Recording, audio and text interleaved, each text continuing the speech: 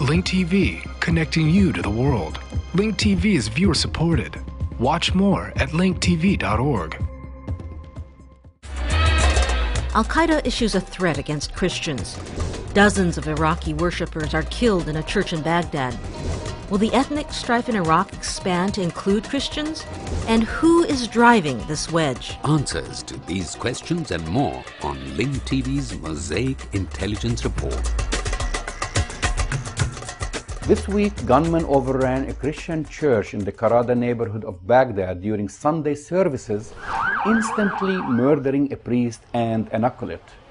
In the hostage siege that ensued, more than 50 people were killed and dozens were wounded when attackers sprayed bullets and set off suicide vests. The Al-Qaeda-linked Islamic State of Iraq took responsibility and released a statement warning of more attacks to come against Christians. The operation was executed with complete success. All the terrorists were killed. We also arrested the suspects. During the rule of Saddam Hussein, there were an estimated 1.4 million Christians living in Iraq, many of them Chaldean Assyrians and Armenians, but also a smaller number of Roman Catholics. Two-thirds of Iraq's Christians have left the country since 2003, according to some estimates, leaving fewer than 450,000 Iraqi Christians there today. Tragically, more Iraqi Christians may now join the exodus as a result of Sunday's massacre. They know that without a government to enforce law and order, and with the Americans on the way out, there will be probably more attacks. We didn't hurt anyone. Why? Where is the government? The whole congregation has been decimated. Why? We are people of peace. Where is Maliki? Al-Qaeda militants want the exodus to continue. Al-Qaeda in Iraq has declared war on 500,000 Iraqi Christians because two Egyptian women who supposedly converted from Coptic Christianity to Islam are rumored to be held prisoner by Coptic monks somewhere in Egypt. Al-Qaeda in Iraq posted an internet statement saying, "The killing sword will not be lifted from the necks of Christians in Iraq and across the region." The speaker said that his group will go after your children in Syria, Lebanon, and Egypt, adding that there are hundreds of thousands of Christians and hundreds of churches on Islamic soil. He said they will be targeted if Christians do not submit to his group's demands.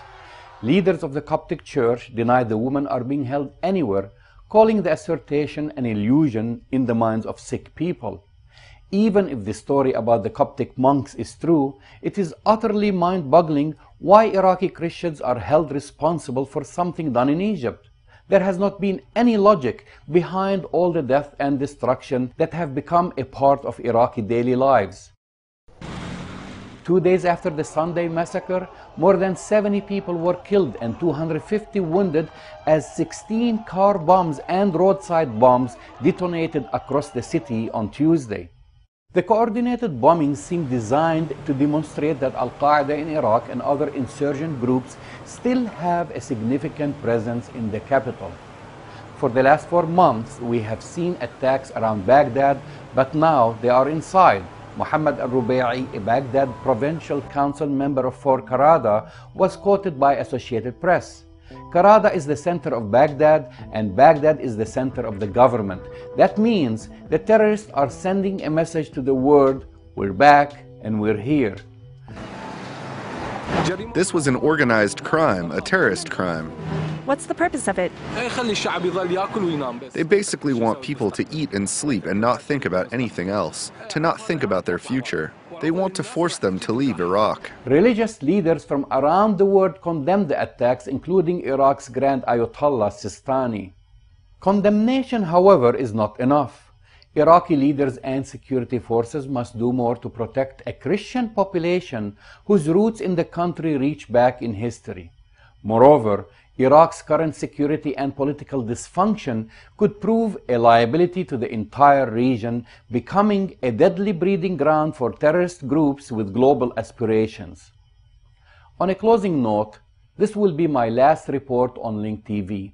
For the next few years, I'll be working on media development for a sister organization operating in the Middle East and Northern Africa. If you follow me on Twitter and Facebook or read my articles on the Huffington Post, you'll be hearing from me from places like Sana'a in Yemen, Tunisia, and Gaza. For the last time, I'm Jamal Dajani for the Mosaic Intelligence Report. To learn more about this program or to share your thoughts, visit us at linktv.org/me. Stay up to date on the Middle East. Follow Jamal at twitter.com/Jamal Dajani.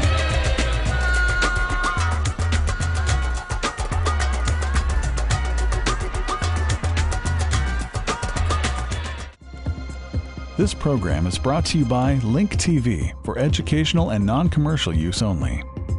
Link TV is the only U.S. network dedicated to global and national news, uncompromising documentaries, and diverse cultural programs which connect you to the world.